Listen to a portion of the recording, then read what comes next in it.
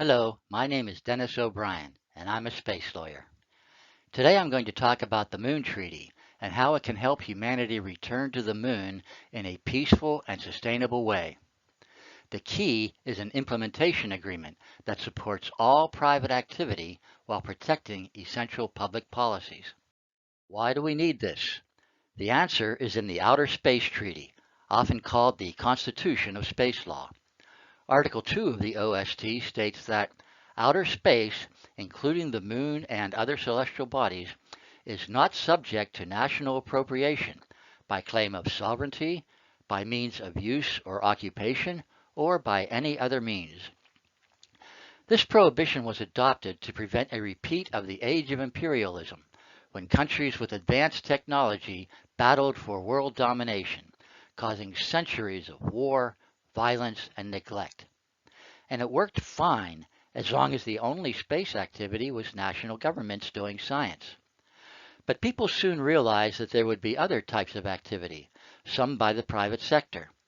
So the Moon Treaty was adopted unanimously by the United Nations and offered for ratification to provide legal support for such activities. But there is a concern about the Moon Treaty, one that has prevented its widespread adoption: the use of the term common heritage of mankind. Some fear that this means a loss of state sovereignty and freedom of action. But the common heritage of mankind in the Moon Treaty means whatever we want it to mean. We know that because Article 11 tells us that.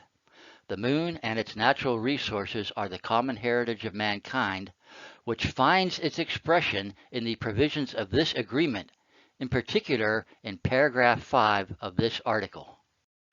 Paragraphs 2 and 3 repeat the prohibition against appropriation, but then conclude by saying that the foregoing provisions are without prejudice to the international regime referred to in paragraph 5 of this article.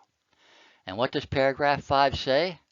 States parties to this agreement hereby undertake to establish an international regime, including appropriate procedures, to govern the exploitation of the natural resources of the Moon as such exploitation is about to become feasible. Such exploitation has now become feasible. It is time for us to draft an implementation agreement to make it happen, to close the gap in space law created by the non-appropriation clause, while alleviating concerns about the common heritage of mankind. We must give the private sector the certainty and the support that it needs if we are going to expand into outer space. For the past 3 years, the Space Treaty Project has worked on such an agreement. After much research and consultation, 4 organizational principles have emerged. Number 1, the legal framework must be comprehensive in scope and support all private activity, not just mining. Number 2, the grand bargain: trade private property rights for public policy obligations, a trade that is as old as law itself. Number 3, defer issues currently at impasse, such as the monetary sharing of benefits, by creating a governance process for making future decisions, sometimes called adaptive governance. 4, build upon and integrate current institutions and processes. The proposed Model Implementation Agreement does all of that in 10 paragraphs. The first 3 explain how the private sector obtains priority rights for activities on the Moon, a process we call automatic licensing. If a sovereign state ratifies or accedes to the 5 space treaties, and if it requires its nationals to abide by the treaties, then any national activity on the Moon that is authorized and supervised by the state shall have priority use of the location of the activity, including the right to use or remove materials in place. It's that easy. There is no need for approval by any supranational authority. But what if more than one party wants to use a particular location? The Moon Treaty already includes a consultation process for addressing any such disputes. Paragraph 9 of the Model Agreement also authorizes the use of voluntary binding arbitration under the Permanent Court of Arbitration Rules for Outer Space Activities, with a convention for international enforcement of any award or ruling. It is the sovereign states who will work out their differences, not an overriding international authority. How does the model agreement provide legal support for all private activity? It does so by definition. Exploitation of resources shall include, but is not limited to, A, the extraction of materials, B, the use of a location for any other commercial activity, such as solar farms or tourism, and C, the use of a location for non-commercial private activity, such as science and settlements. Expanding the definition of resource to include the location of an activity allows us to create a comprehensive legal framework that will support all private activity on the Moon. So what are the obligations that a party must assume in order to obtain such priority rights? Paragraph 4 enumerates the obligations that are contained in the Moon Treaty. Almost all of them are already in widely accepted treaties and norms. The only one that isn't is the obligation to share the discovery of resources by the private sector. But if a country considers this to be a government taking of proprietary information, they can simply provide a tax credit for the value of the information. It should not be a deal breaker. What about governance for future decision making? Paragraph 8 is straightforward.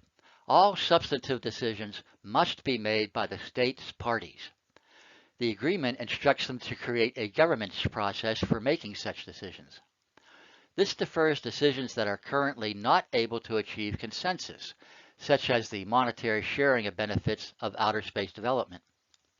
It is not necessary to resolve every issue right now. Indeed, it is impossible.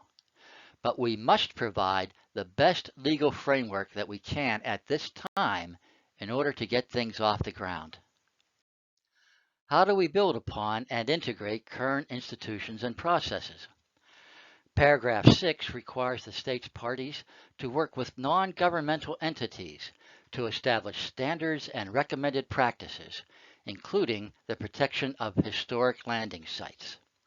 A prime example is COSPAR, the Committee on Space Research, which has been working on standards for decades.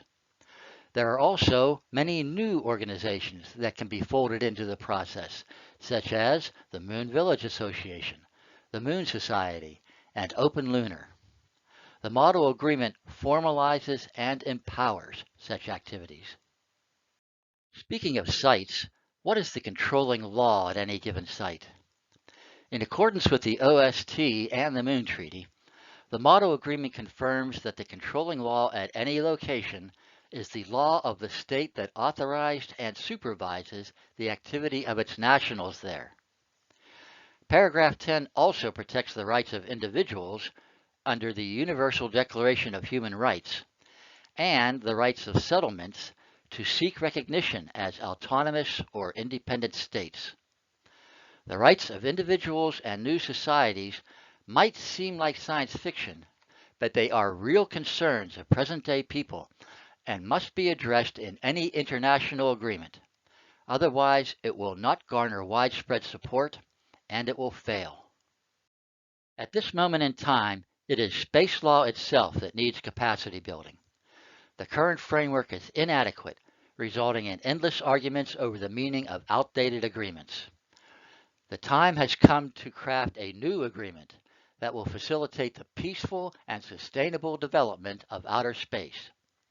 In the third decade of the 21st century, it is the Moon Treaty, with the proper implementation agreement, that can provide the international framework of laws that humanity needs to become a spacefaring species. For the full agreement and related documents, go to spacetreaty.org. Please give this proposal your most serious consideration. Humanity is counting on us to give it hope and inspiration at this most pivotal moment in human history. Thank you very much for your time and attention.